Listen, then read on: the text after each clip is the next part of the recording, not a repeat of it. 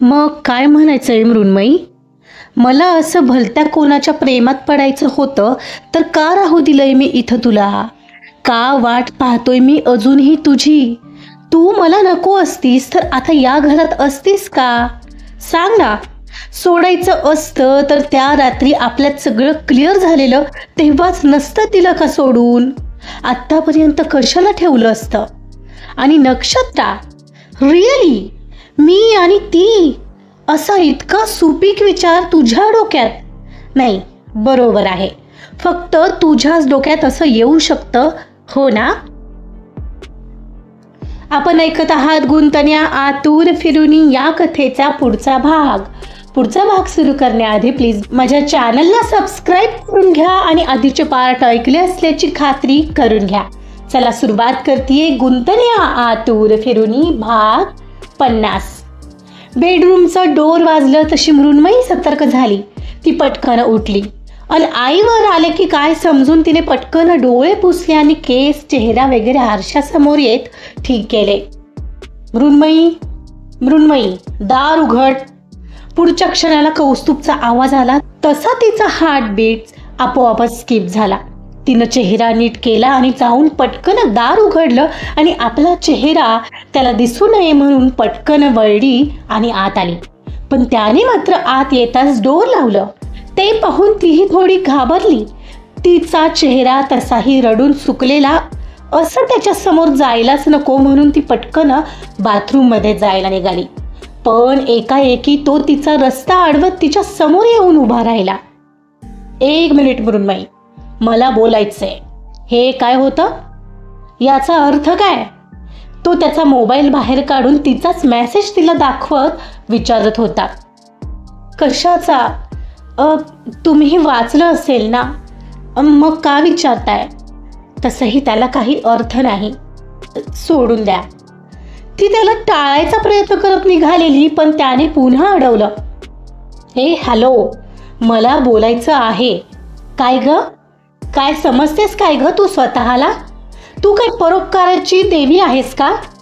वा, म्हणजे उलट माझ्यावरच उपकार करत आहेस. तर मी तुला या घरात ठेवलं आणि तुला ठीक करतोय ते राहिलं बाजूला आणि तू आमच्यात येणार नाहीस, हा तुझाच उपकार का माझ्यावर? काय लिहिलेलं यात तू? की तुम्हाला नक्षू आवडते तर तुम्ही दोघं लग्न करा, मी मध्ये येणार नाही, हो का? तू कोण आहे ग मला सांगणारी? मला जे हवं ते मी करत असतो, कळलं ना? नाही, बरं झालं. तुला कसं काय कळलं ते मी खोलात जाऊन विचारणार नाहीये. उलट माझं काम सोपं झालं. मी स्वतःच तुला सांगणार होतो की तुझी मैत्रीण नक्षू मला आवडते आणि आम्ही लवकरच लग्नही करणार आहोत. तो असं अगदी तिच्या डोळ्यात पाहत म्हणाला तसं तिच्या दोन्ही डोळ्यातील पाणावलेल्या अश्रूंनी कडा ओलांडली. ओके, ठीक आहे ना? तिचा जडवलेला आवाज कसा तरी बाहेर पडला. पण म्हणजे या घरात तुमच्या दोघींपैकी एक जणच राहू शकते, कळतंय ना तुला? मला काय म्हणायचे? हो, माहितीये मला. मी आत्ता या क्षणाला म्हटलं तरी जायला तयार आहे. ती खाली पाहत बोलली तसं तिचा पुन्हा एक अश्रू ओघळला. हो ना? Thank you so much. आत्ताच्या आत्ता तुझी बॅग भरायला घे. मी माझ्या घरच्यांना काय सांगायचं ते माझं मी बघेन. ओके. यावेळी अस्पष्टसे शब्द तिच्या तोंडून बाहेर पडलेनी ती मान होकारार्थी हलवत डोळे पुसत कपाटाकडे खरंच निघालेली. हे पाहून क्षणभर त्याने डोळेच मिटले आणि एक क्षणाला तिच्या हाताला पकडून तिला एका बाजूला घेऊन आला. आता तिच्या अगदी जवळ आणि समोर होता तो आणि ती आता मागे कपाटाला टेकलेली. त्याच्या अनपेक्षित वागण्याने शॉक झालेली. मघाचे त्याचे डोळे आता वेगळेच भाव दर्शवत होते. अगदी एकटक पाहत राहिलेला तिला तो आणि तिच्या चेहऱ्यावरचे भाव क्षणभर वाचून त्याने अखेर तिला प्रश्न केला. वा, म्हणजे मी जा म्हणालो की लगेचच निघून जाणार ना तू? म्हणजे असलं प्रेम झालंय का तुला माझ्यावर की मला थांबवणारही नाहीयेस?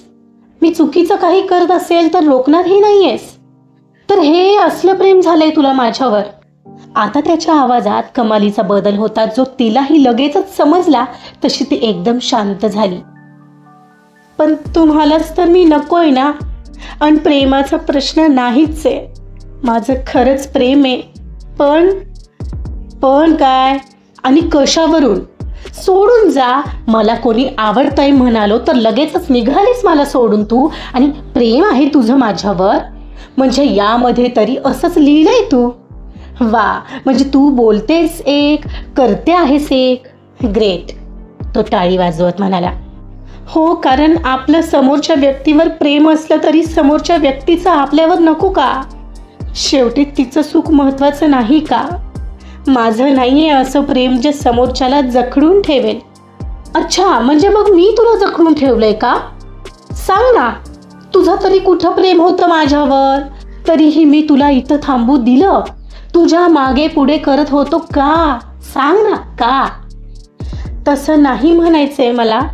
मग काय म्हणायचंय मृण्मयी? मला असं भलत्या कोणाच्या प्रेमात पडायचं होतं तर का राहू दिलं मी तुला इथं? का वाट पाहतोय मी अजूनही तुझी? तू मला नको असतीस तर आत्ता या घरात असतीस का? सांग ना. सोडायचं असतं तर त्या रात्री आपल्यात सगळं क्लिअर झालेलं तेव्हाच नसतं दिलं का सोडून? आत्तापर्यंत कशाला थांबलो असतो? आणि नक्षत्रा, रिअली मी आणि ती, असा इतका सुपीक विचार तुझ्या डोक्यात? नाही, बरोबर आहे, फक्त तुझ्याच डोक्यात असं येऊ शकतं, हो ना? तू तिला आठवून देत होता ती प्रत्येक गोष्ट आणि ती त्याच्याकडे पाहत राहिलेली, आणि ते ऐकून तिला काय समजायचं तेही आपोआप समजलं होतं की तिचे विचार कसे भलतीकडेच धावलेले. आणि आता त्याच्या चेहऱ्यावरचे हावभाव जाणून घेत असताना तिला तो जगातला सगळ्यात बेस्ट हजबंड वाटत होता त्या क्षणाला. पण तरीही ती तिचं स्पष्टीकरण देत पुढं म्हणाली, मग मी पाहते ना, 2-3 दिवस झालं तुम्ही जास्तीत जास्त ऑफिसमध्ये घालवताय, घरी कमी असता आणि माझ्यावर चिडचिड सुद्धा करू लागलाय. मग काय समजायचं मी? मला वाटलं तुम्हाला दुसरं कोणीतरी आवडत आहे. ती आता मात्र खाली पाहत बोलली. म्हणून नक्षत्रा, रिअली मी पाहिलेलं मगाशी तुम्हा दोघांना हसून खेळून बोलताना. ती मला कुठेतरी अचानक भेटली म्हणून आम्ही दोघं हसून खेळून बोललो काय म्हणून लगेच आमच्यात प्रेम आहे? हे असं असतं का प्रेम? त्याच्या या प्रश्नावरती अगदीच निरुत्तर झालेली खालीच पाहत राहिलेली, आणि तिचा चेहरा जवळून न्याहाळणारा तो आता तिची हनुवटी अलगद उचलत तिचा चेहरा स्वतःकडे बळवत म्हणाला, इकडं माझ्याकडे बघत बोलणारेस हा मृण्मयी? आणि काय ग, सकाळी आरशासमोर तर वेगळंच काही बोलत होतीस. मी ऐकलंय ना ते सगळं. ते वेगळं होतं नाही का? सकाळचं बोलणं आणि आत्ताचं बोलणं यात प्रचंड फरक आहे असं नाही वाटत आहे का तुला? त्याच्या या प्रश्नाने तिच्या शरीरावर एकदमच रोमांच उठून गेला. त्याने सकाळी सगळं ऐकलंय हे ऐकूनच तिचा श्वास आपोआप चढावला आणि तिने पुन्हा त्याच्याशी नजर चुकवली. आता तिच्या चेहऱ्यावर कमालीचं ब्लश पसरलेलं, तिनं श्वास रोखून धरलेला त्यालाही सगळं कळत होतं, आणि हे सगळं विचारताना त्याच्या गालात प्रचंड स्माईल आलेली. कधी सकाळी मी काही नाही बोलले, हेच माझ्या डोळ्यात पाहून बोलला. आता का? सकाळी तर म्हणत होतीस की मला सोडून जाऊ नका, मी तुमच्याशिवाय जगू शकणार नाही, आणि आता निघालीस ना मला सोडून. त्याचं ते सगळं सकाळचं आठवून देण्यावर ती पुन्हा अगदी शांत झालेली, आणि आता मात्र तिच्या तोंडून शब्द फुटत नव्हते. चल चल चल, वेळ नाहीये माझ्याकडे जास्त, जेवलो नाहीये मी अजूनही. मला सकाळी तू आरशासमोर जे बोलत होतीस ना ते ऐकायचंय.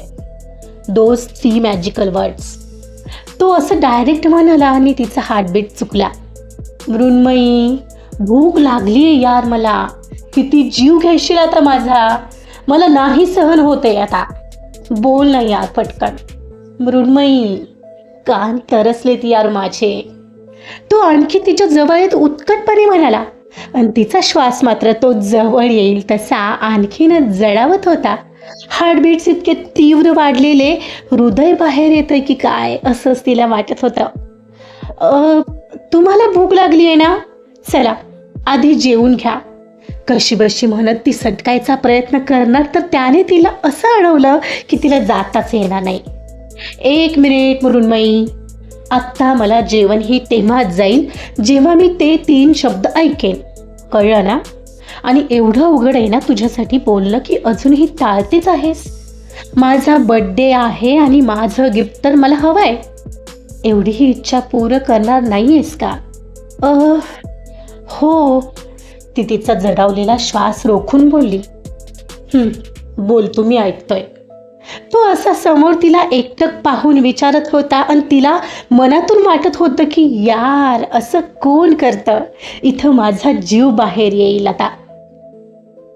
हो, I I I love you. तिनं कसं तरी बोलून टाकलं आणि पटकन डोळे घट्ट मिटून घेतले. Come again.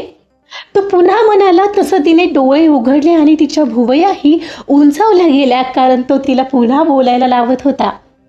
बोलणार आहेस का आता? मी ऐकलं नाहीये नीट. तो मुद्दाम तिच्या डोळ्यात पाहत म्हणाला. तो मुद्दाम करतोय हे तिलाही कळत होतं आणि त्याने तिची अवस्था मात्र क्षणाक्षणाला बिकट होत होती. I love you Kaustubh. ती आता त्याच्याकडे पाहत म्हणाली. बस असंच म्हणणार आहेस? मला तर मिठीत यायचंय तुझ्या, त्याशिवाय नाही ना बरं वाटणार. आय एम टायर्ड यार मृण्मयी. तुझी इतकी वाट पाहून आता थकलोय मी पण माणूस आहे ना, निदान तुझ्या मिठीत तरी. बोलता बोलता तो थांबला होता आणि अगदी केविलवाना चेहरा करून होता तो, आणि त्याच्या डोळ्यातली ती आर्त ओढ आता तिलाही लपली नव्हती. त्याचा अधिकार तो अगदी तिच्या पुढे भीक मागत असल्यासारखा मागत होता आणि तिलाच आता त्याची दया आली. तिच्या चेहऱ्यावरही आता घाबरट भाव पसरलेले, श्वास जडावू लागलेला, हृदयाची धडधड प्रचंड वाढलेली, गालावर ब्लश आलेलं आणि पोटात ही कसलीशी हलचल होत होती. तिचं तिलाच कळेना झालेलं आणि एक क्षणाला तिनंच पुढं होत त्यांच्यातलं अंतर कमी केलं. I love you Kaustubh. I love you so much. मला तुम्हाला सोडून नाही जायचंय, अगदी कधीच. खूप आवडतं तुम्ही मला, आय स्वेअर. ती आता त्याला घट्ट बिलगलेली आणि मग मात्र त्याने तिच्या भोवतीची त्याची पकड घट्ट केली. I love you too Mrinmayi, love you so much. तो तिला आणखीन जवळ खेचत कडल करू लागलेला. तीही त्याच्या आत्ताच्या मिठीत विरघळू लागली होती. संपूर्ण शरीरात काय होत होतं तिचं तिलाही कळत नव्हतं, पण त्याची ती मिठी ही जगातली कोणत्याही जागेपेक्षा तिला सुरक्षित वाटत होती आणि याचा तिला नव्यानेच शोध लागत होता. आजचा भाग इथं संपलेला आहे. कसा वाटला आजचा भाग हे आपल्या कॉमेंट्समधून नक्की कळवा. मृण्मयीनं आज कौस्तुभवरचं प्रेम स्वीकारलंय. बघूया पुढं आणखीन काही प्रॉब्लेम क्रिएट होणार आहेत का त्यांच्यात, कारण अजून पास्ट तर त्याला माहीत नाही आहे तिचा. बघूया काय होतंय पुढील काही भागांमध्ये. तोपर्यंत ऐकत रहा गुंतनिया आतुर फिरुनी. कथा आवडत असेल तर प्लीज लाईक करा, सबस्क्राईब करा आणि शेअरसुद्धा करा. Thank you so much.